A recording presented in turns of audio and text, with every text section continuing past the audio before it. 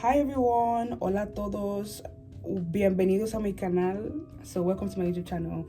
If you're new here, I am Jemima, a year 13 student studying at Cambridge in a boarding school. So I am doing this video because in year 12, I went from having no experiences, no work experience, nothing really adding to my profile to literally in the end of year 12 having 3 research papers, having done 2 clubs, like starting 2 clubs myself, also doing work experience at very big companies and different ambassador roles here and there. So basically creating a very strong extracurricular profile that allowed me to apply to the US, to the UK, and for degree apprenticeships. So I've done a few things that have helped me in making myself stand out and really putting my best foot forward in different applications that I've had. So stick around, please watch till the end of the video because I'm trying to share some gems and trying to help some people around there or someone behind the screen on how to just do a bit more, do just a bit more in year 12 or whatever you're in. This is good for year 11s as well. Also for people maybe in gap years or year 13, it applies to anyone, but just really taking all opportunities that come to you. So stick around and I'll be sharing some tips. So let's begin. The first thing you're going to need is a note-taking device. So perhaps you could use your iPad if you have one, or old school, just use a notebook that you have lying around. Anyone is good, and it's going to be very useful for you to really write down the things that you're going to need. So you're going to go to a blank page, okay, and then you're going to find what to do. So you're going to do this, you're going to go to a blank page, and I already wrote a bit, but you're going to go to a blank page, and you're going to write like maximize, or efficient. This is year 2025 is going to be your most efficient and maximize productive year yet, and you're going to get it done, okay? And through this video you're going to learn everything you need to actually achieve that. First thing you're going to do is to write your first point, which is basically setting clear goals for the term. This is very important in allowing you to go to the right path and setting you up for success in the terms that you're going to have in school. So for example, in the UK we have 3 terms, and I think in America and in other countries they have it differently. It might be 4 or 2 or like semesters. So just divide each term in what you want to achieve for that specific time.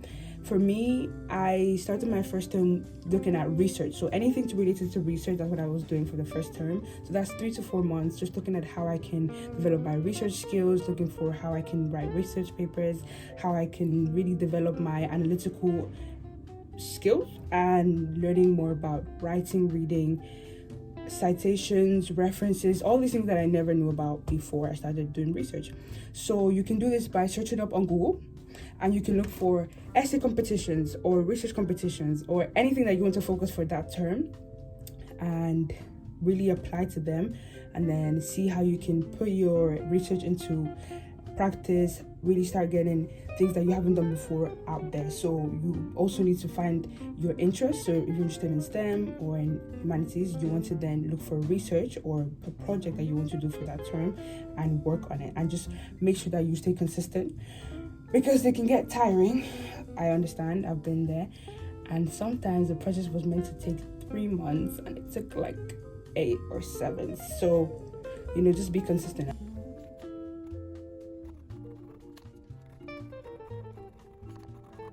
Another thing to do is also to look within your community. So for example, in your school, if they have like a competition that they're running or some type of project that they want to start, you should definitely get involved in that, especially during the first term when you're quite energetic and fresh and ready to contribute, whereas the later terms you're quite tired and you mainly have exams, which means you need to focus more on that. So the first term is about research, working on projects, helping people, looking at competitions in school or outside of school, and some of them even pay you. So in year 12, I completed 3 research papers. My first one was an EPQ, which was basically an extended project qualification. That is like part of the A level. So that one was like, I was going to do it anyway.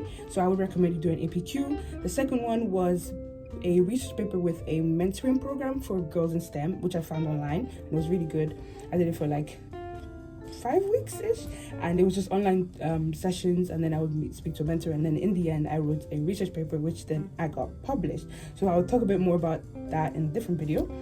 Then the last one was so my school was having a competition, and I applied, and it was like for a research paper, like a project, and I won some money. So that's another way of making money as well, which I'm going to talk about in a different video.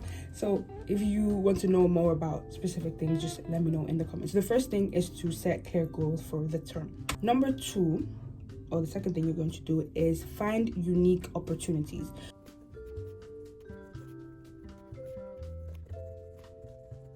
So what I mean by this is finding things that you can really work on the long term that can really bring high results or make your profile stand out even more.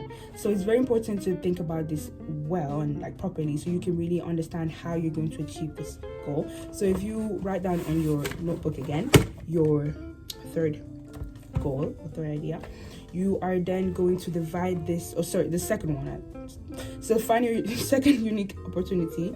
You're going to divide this into, so the unique opportunity, then you're going to write 3 subsections, and I'm going to do a detailed video about this. But within each subsection, you're going to write your passion, you're going to write your impact, and you're going to write like another one, which is like volunteering / work experience, or ambassador roles, or something else that you can do that isn't exactly directly linked with what you want to do like in the long term, but is roughly useful and can also show a range of new skills. So for example, I want to do engineering. So for me, my passion would be maybe a engineering research paper.